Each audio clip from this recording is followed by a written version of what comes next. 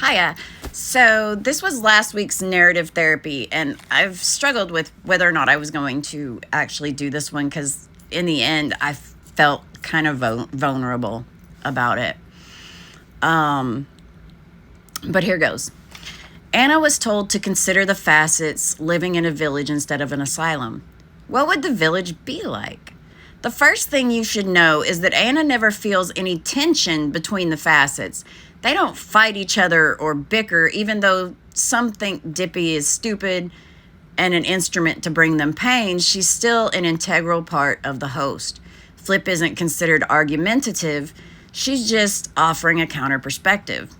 The idea of the facets living free in a village isn't terribly scary for Anna. She feels like they are free in her head. Composure and control are the chiefs of the village. They decide the rules and protocol and who gets to hold the talking stick.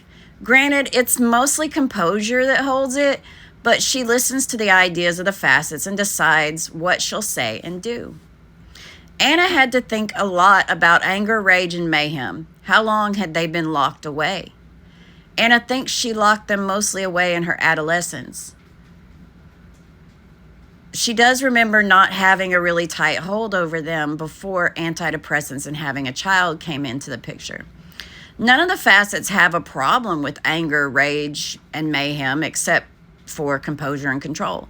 These facets have never bettered Anna's situations. In fact, they mostly brought hell raining down upon her. She often wonders why people get to be angry and there's few consequences. Other people can fly into a rage and then things are okay for them. People will think they overreacted or they're a dramatic person. No one beats them up or screams at them. Mayhem isn't really a threat. She never was, even when mischief is egging her on. Composure, control, and Flip all know that to seek revenge is fruitless, and none of the facets want to face legal troubles. Even when pain is triggered and anger and rage pipe up, Mayhem is still impotent. The biggest questions Anna has are how strong are these facets? Do they seem weak because they gave up? Have they burrowed their strength underneath them? How would she even go about freeing them? She doesn't remember deciding to lock them up. It's possible that she doesn't even know where they are to set them free. Everything is telepathic. The facets are heard. Sometimes they're felt. But they are essentially just mushy code in her brain. They are thoughts in Anna's head that Anna turned into various versions of herself. The facets are mostly the parts that Anna couldn't show the world. The village is Anna. If the facets are villagers, then they hide in their designated spaces when someone else is in the village. Visitors only see composure and control for certain. Composure and control will call forth any facet deemed safe for present company. So Anna can't really picture a happy place where all facets are just walking around chatting with visitors. It's not safe. It's never been safe. And what I gleaned from this particular writing when I was doing it was that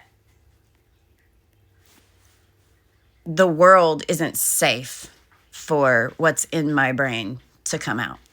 So I'm not protecting the world from what's in my head. I'm protecting what's in my head from the world. I'm protecting myself. And some of the facets that I don't really talk about too much is love and hate.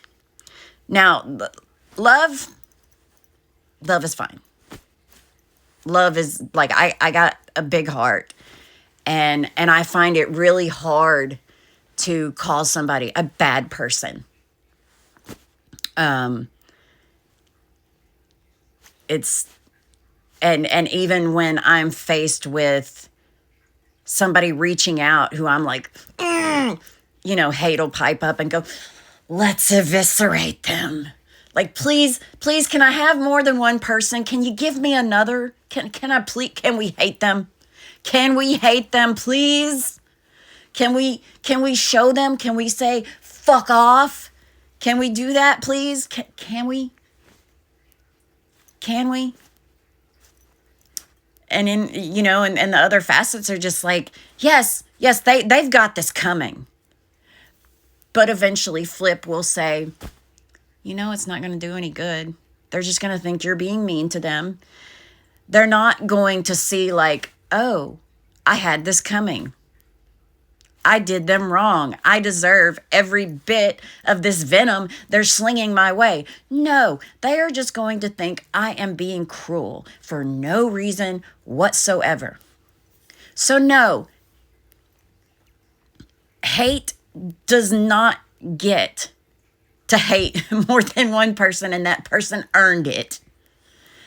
But if that person shows up at my door, I'm going to invite them in. There is not going to be a single point that they're in my house that I'm going to say, get the fuck out. No matter what they do.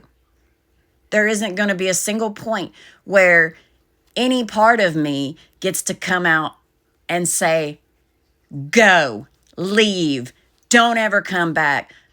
There's no single part of me that is going to allow me to verbally eviscerate them or physically harm them, because ultimately composure and control are going to take over and block the cruelty that could come out, and parts of me would feel totally justified in sending to them.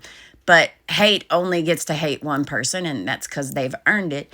And still, that person is not a bad person, but they are not a good person either. Like, that I can say for sure. They are not a good person. They have done me harm, and they are one of the only people that I have ever successfully door slammed. So, even though, like I say, that the facets don't bicker or anything, there are like just competing thoughts when I listen that say, like, come on, like other people can hate people. Like, look at what this person has done. Look at how bad they hurt you.